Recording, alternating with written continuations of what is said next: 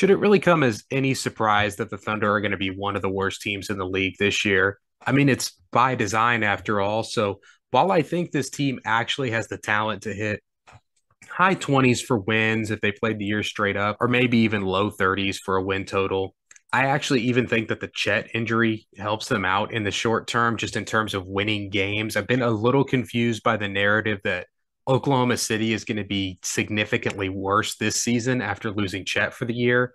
Some people in the media were like, oh, well, now that Chet is hurt, they're really going to tank. I see it the opposite way. I see Chet as a player who was going to be going through some real growing pains here early on. And I think he still, even next year, will be going through some significant growing pains as a player. Of the top three guys that were selected in this past draft, Chet struck me as the least NBA ready of the three. So now the organization is going to be forced to play someone slightly more established. And even with that being the case, I still would lean towards taking the under this season. We have seen the past few years since this whole 76ers process style rebuild began that this organization will just shut down their best players down the stretch of the season to jockey for a better draft position.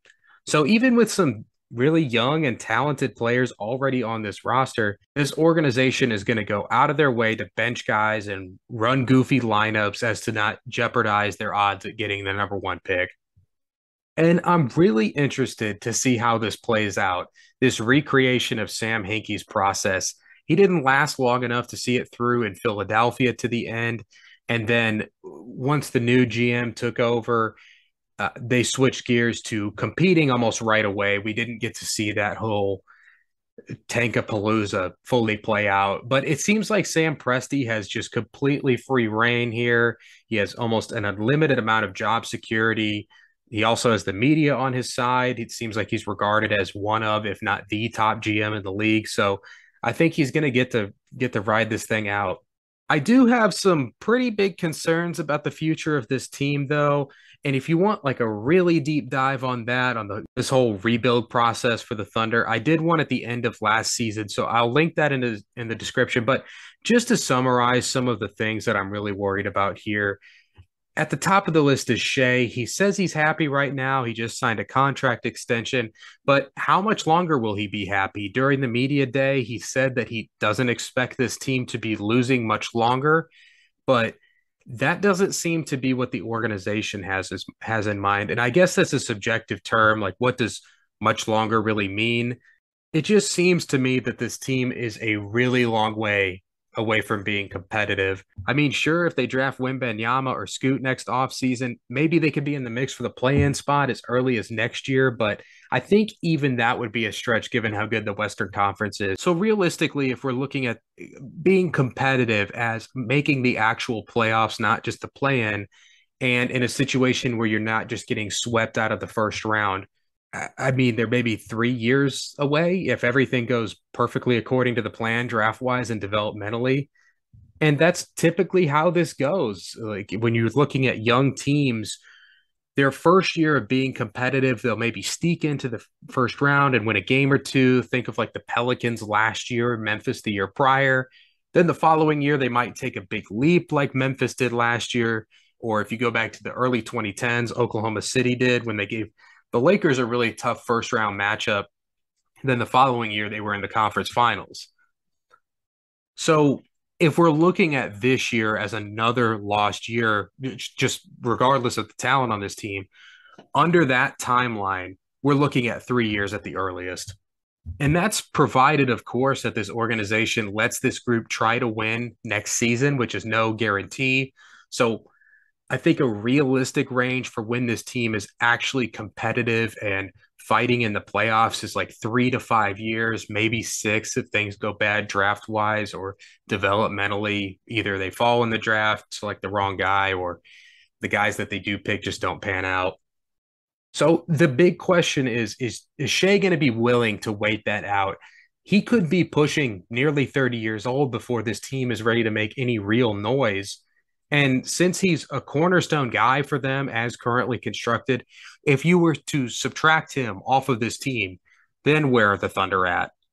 it's starting to look a lot more bleak here because as much as I like Josh Giddey and as high as Chet's ceiling is, having those guys as the face of your franchise, that's just I don't feel confident about that. Then if you compile that with some bad luck in the lottery, they may not be able to draft one of those top tier guys. And basically, you're all of a sudden overnight in a situation like the Kings are in currently, a team full of nice players, but nothing that really can carry you in the postseason. So I think Shea is going to be happy to ride out this season as a low 20s win team. But I think if next season and as early as next season, if it's going to be another year where they're in the low 20s for wins, I could see him getting unhappy with the situation and maybe wanting to move on. The next thing I'm really worried about is just the overall construction of this roster. If I look at the pieces that Oklahoma City has assembled here individually, I like almost everything that they have. Shea is awesome. I think if Oklahoma City was better, he would probably be in the all-star conversation, but he needs the ball. Giddey can act as more of a connected playmaker as opposed to a ball dominant one, but I still think it would be nice to see what he can do with the ball in his hands for a good amount of time. So that's a guy you're going to want to have the ball in his hands. Tre Mann has shown flashes of being something, but again, he's going to need the ball. While I think Poku is a little bit more of a novelty as opposed to a real contributor on a playoff team, he's shown some flashes as a playmaker, but he's going to need the ball to continue to develop. Ousmane Dieng, his entire upside is tied to his potential as a playmaker at his size. So guess what? He's going to need the ball to develop. Jalen Williams, the other guy they drafted this year, was one of, if not the highest volume pick and roll ball handlers in college basketball. So yeah, you guessed it. He's going to need the ball. This year, sure, Chet's out for the season. It's actually, I think, could end up being a blessing in disguise for all parties. It gives Chet a chance to hit the weight room, work on his conditioning, and refine his skills a bit. And for the rest of the team, it's just one less mouth to feed. But when he gets back, he's going to need the ball. This is just a lot of mouths to feed, a lot of guys that they want to develop as playmakers. And after the draft, I compared this development situation and just player development in general to like planning out a garden or a landscaping project in your backyard. When you're planting things in your backyard, you can't just go back there and plant a bunch of giant oak trees. There isn't enough water or nutrients or sunlight to go around. So some of the trees might die as a result, or in the best case scenario, none of them are going to grow as tall as they would have if they were on their own. You want to plant a few trees with some bushes, some flowers, basically just a variety of things. Team building is very similar. There's only one ball. So when you have a roster full of guys you want to develop as playmakers, at what point are they going to start cannibalizing each other and stunting one another's growth? Maybe the plan is that you turn this team into a bunch of guys who are willing to move the ball and can create for one another, but I doubt that's how this plays out. I think at some point, this organization is going to have to prioritize the development of some guys at the expense of others. My other big concern with this roster construction is the lack of veterans with any real pedigree.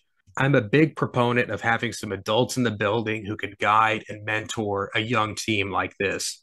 And I think it has to be a household name type veteran, someone who young players can look up to and aspire to have the type of career that they did. I just don't really know that David Nwaba and Mike Muscala are those guys. Maybe Trey Burke is, but most of his accolades were in college, so I doubt that's going to carry much weight in the locker room. I would really like to see them grab a guy or two who can still play a little bit, but mostly a guy who's had a lot of success in the league, who can instill some good work ethic habits and some good winning habits in these young players.